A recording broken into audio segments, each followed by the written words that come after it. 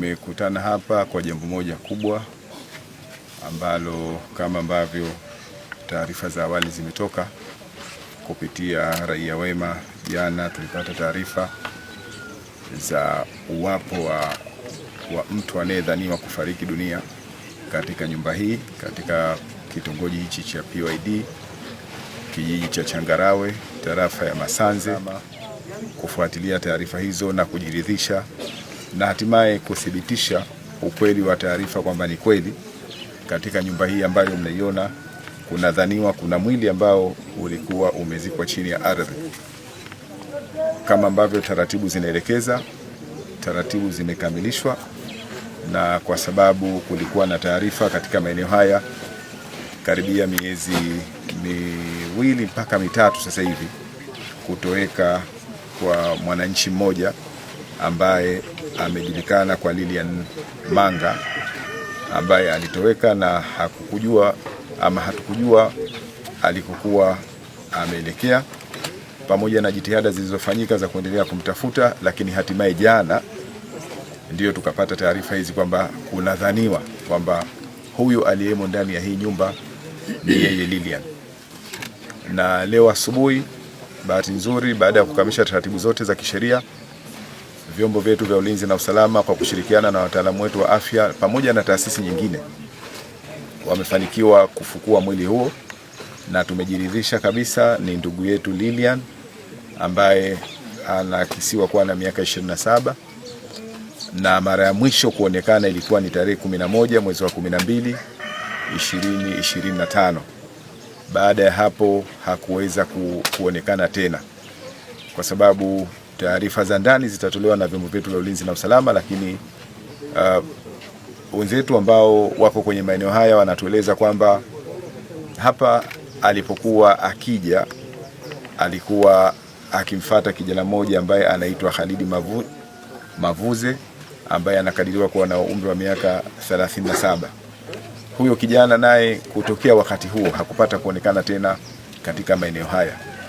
Kwa hiyo kwa sababu ya aina ya tukio lililotokea na kwa sababu ya namna ambavyo amepotea huyo kijana, na kwa 100% yeye ndiye ambaye alikuwa akiishi kwenye banda hili, ni wazi kwamba ushiriki wake hauna mashaka kwa kiasi kikubwa, ambapo kama ambavyo nimesema wenzetu wataendelea na uchunguzi zaidi.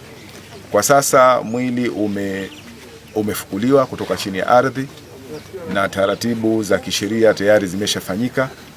Kwa hiyo hatua inayofuata sasa ni kukabidhi mwili huu kwa familia, ndugu, jamaa kwa ajili ya kuendelea na taratibu nyingine za kumstiri. Uongozi wa wilaya hii ya Kilosa tunalaani vikali tukio hili la kinyama kabisa, tukio ambalo linasikitisha, tukio ambalo ukiangalia wananchi walioko hapa limemgusa kila mmoja kwa namna yake, tukio ambalo linaacha machungu makubwa, kwa sababu Lili ameacha watoto wawili wadogo ambao wanahitaji sasa matunzo pasi na kuwa na mama ambaye ndiye mwangalizi wa karibu. Na kwa sababu kama ambavyo nimesema kwamba maumivu ni makali, kwa hiyo hata jamii yenyewe nayo pia anaiacha na simanzi na huzuni na maswali mengi. Maswali ni mengi, lazima tujiulize maswali mengi, lakini mwisho wa siku tusijiulize maswali mengi, lazima tupate majibu kwamba ifike mahala vitendo hivi vya kikatili na ukatili huu wa kijinsia vikomeshwe. Naamini kabisa kwa uimara wa vyombo vyetu vya ulinzi na usalama, naamini kabisa yoyote aliyehusika kwenye tukio hili, basi mkono wa sheria utaweza kumfikia. Niwaombe wananchi waendelee kuwa watulivu, niwaombe wazazi na familia waendelee kuwa watulivu, wakiamini kwamba serikali iko pamoja nao, na tutahakikisha aliyehusika na tukio hili kokote kule mkono wa sheria unamfikia. Tunamshukuru Mwenyezi Mungu, lakini tunamshukuru Mheshimiwa Rais wa Jamhuri ya Muungano wa Tanzania. Vyombo vyetu vina uweledi, vyombo vyetu vina ujuzi, vyombo vyetu vina uwezo mkubwa sana.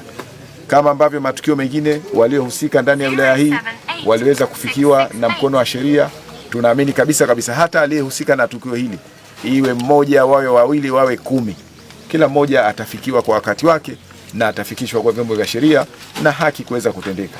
Kwa hiyo niendelee kuomba jamii na wananchi kwa ujumla tuendelee kuwa wavumilivu. nitoe pole kwa familia, ndugu, jamaa na marafiki na wananchi wa kijiji cha Changarawe kwa msiba huu ambao hakuna ambaye alitegemea, lakini kwa tukio hili la kusikitisha na la kuhuzunisha sana sana sana katika jamii.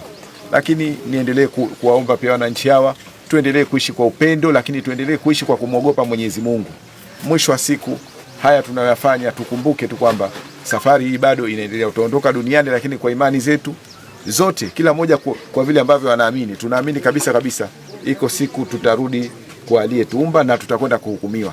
Kwa hiyo niwaombe sana sana sana tuishi kwa kumtegemea Mwenyezi Mungu, lakini tuishi kwa kumwogopa Mwenyezi Mungu, lakini vile vile tuishi kwa kuheshimiana na tuishi kwa kulindana kwenye jamii. Asante.